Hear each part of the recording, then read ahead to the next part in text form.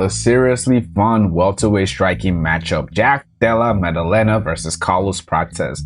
This is one of those fights where you already know what you're getting. High level striking, knockout danger, and very little grappling. Honestly speaking, there's probably gonna be zero grappling in this fight. On one side, you've got JDM, one of the cleanest boxers in the welterweight division. On the other side, you've got Carlos Prates, a dangerous and dynamic striker with a Muay Thai base and serious finishing ability. This fight is basically elite kickboxing versus versatile Muay Thai. So let's break it down. JDM has quietly become one of the most dangerous contenders at 170. Welterweight, of course I say contender, he just lost his belt to Islam Makhachev. But before that, the man's rise was really amazing. He really came out of nowhere, honestly speaking. His style is built around clean, efficient, and high-level boxing. He has elite boxing fundamentals. Della Maddalena has some of the best hands in the division, man. He throws tight combinations, sharp jabs, clean body shots, accurate counters. Everything he does is efficient and technical. He doesn't waste movements or energy. One of JDM's best underrated weapons is his body punching, man. He attacks the body early and often, which slows opponents down and opens up headshots later in the fight. Now, JDM also has good composure under pressure. JDM stays calm in the pocket. Even when opponents pressure him, he doesn't panic. He trusts his boxing and continues to land clean shots. It does say a lot. Of course, he lost to the pound-for-pound best fighter, Islam Makhachev. Nothing to be ashamed of, although a lot of people were picking JDM to win that fight, but whatever. Beat Belal Muhammad, a very fun war.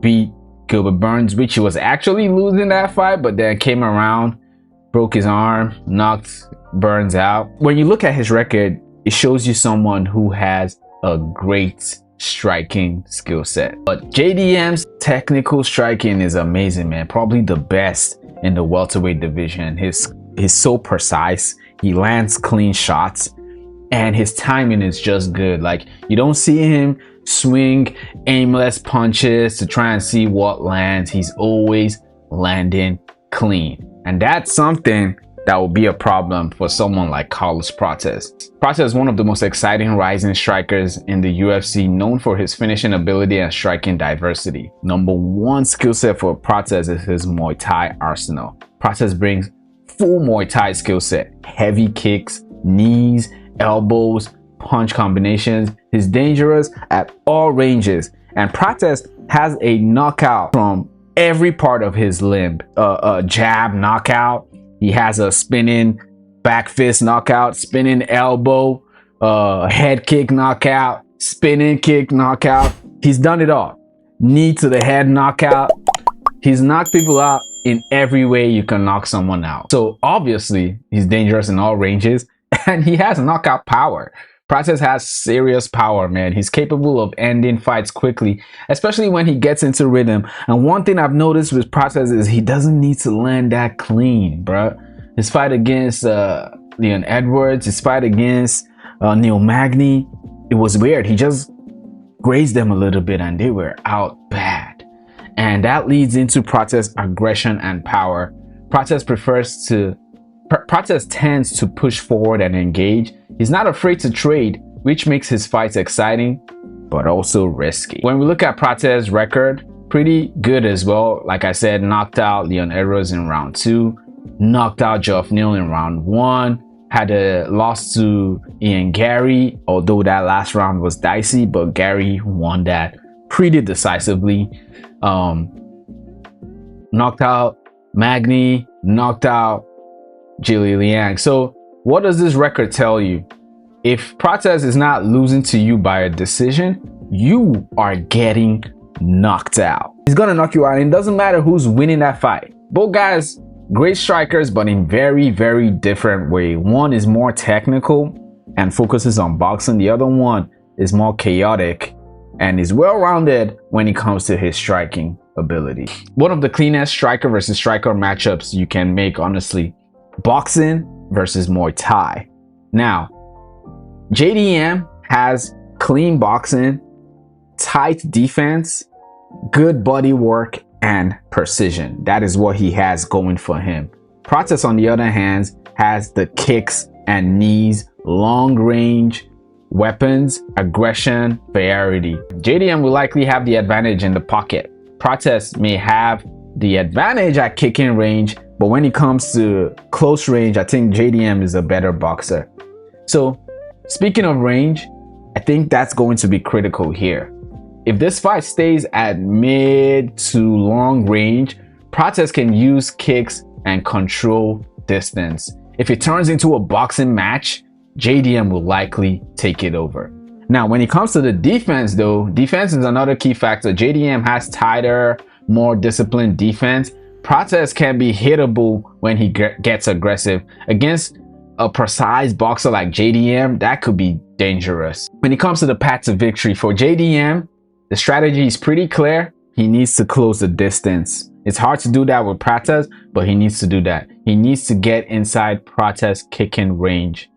He needs to start attacking Prates' body early throughout the fight. Slow Prates down early and then box in the pocket. I don't think he should engage in a swang and bang against Prates, but he needs to try to outbox him in the pocket. This is where JDM shines, in the pocket boxing. Look at his fight with Bilal. He displayed that a lot in that fight.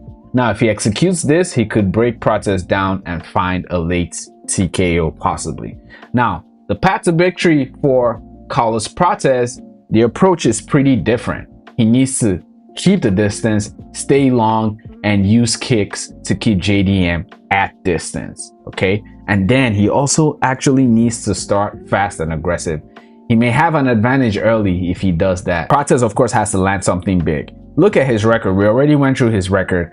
He wins by finishing. So Prates has the power to end this fight at any moment, and that is always going to be a high possibility. Just like his fight against Ian Gary, right? There was no time during that fight where it was, oh my God, look at what Prates did up until that last round.